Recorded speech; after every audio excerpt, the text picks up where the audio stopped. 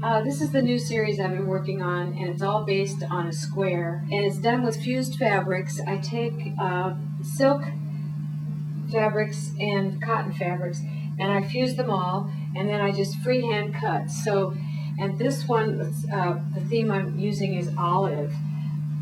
This was the first one I made, and again, it was totally spontaneous, and it's based on, I learned to drink martinis when I was in college, and so it's based on how I feel when I'm drinking a martini and I see that little olive floating around in the center. So it's basically the red and the green colors of that.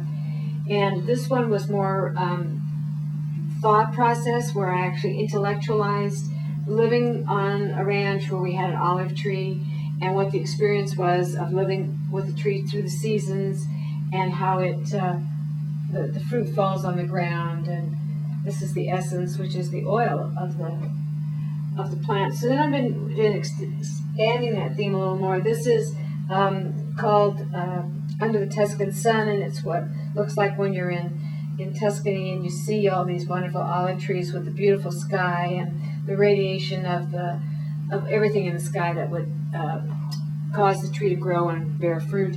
This one is just looking at a jar of olives, and there's supposedly all kinds of just olives, basically limiting my palette to just red and green.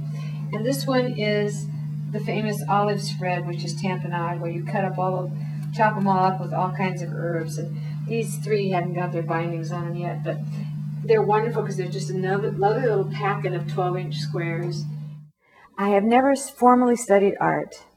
My lifelong goal from the age of 5 was to be a nurse. When I was in college, I went to a 4-year nursing program, and we were the inaugural class in a brand new school of nursing. And we designed our own uniforms. Interestingly enough, green and white stripes, because we had to be on campus at a university and we had to be in a hospital setting. So we used a dress with a pinafore, a white pinafore. So the underdress was one we could wear on the street, and then we put the white pinafore on when we were in our hospital setting. I had a roommate who was from Southern California, and every Saturday we would trek to downtown San Francisco. That was our treat. We allowed ourselves 3/4 of a day without studying, and we'd go to San Francisco and we would go to all the fashion stores and we would look at the latest fashions. She loved hats, and we'd go into Macy's and she'd try on hats.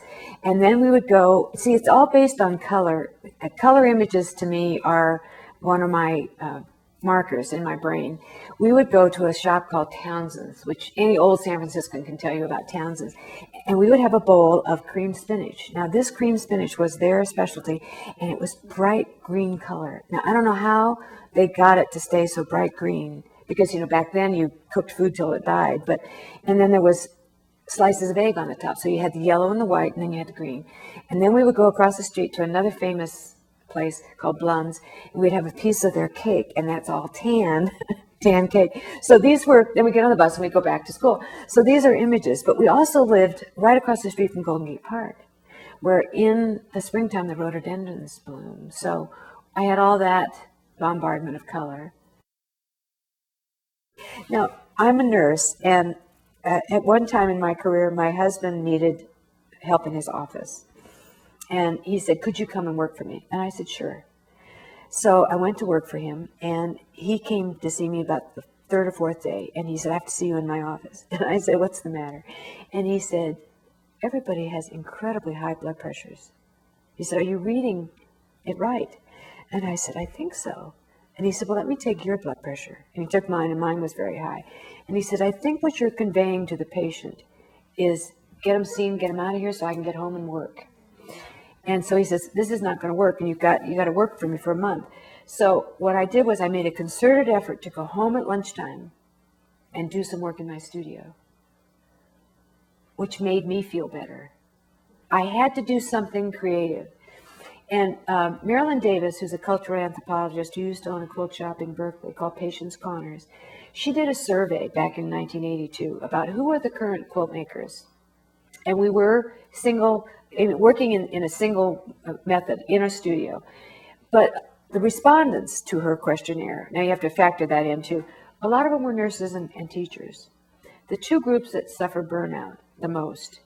And so it's well known that if you are burned out on something, doing something for yourself is the balance. So being creative for me is clearly the balance.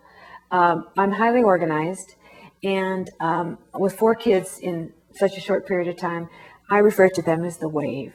They came in, they was the big turmoil, and swish, out they all went. They all left at the same time. So I wanted to address that issue about my position as a quilt treasure. I mean, that's a heavy thing to lay on somebody. You know, you're a treasure.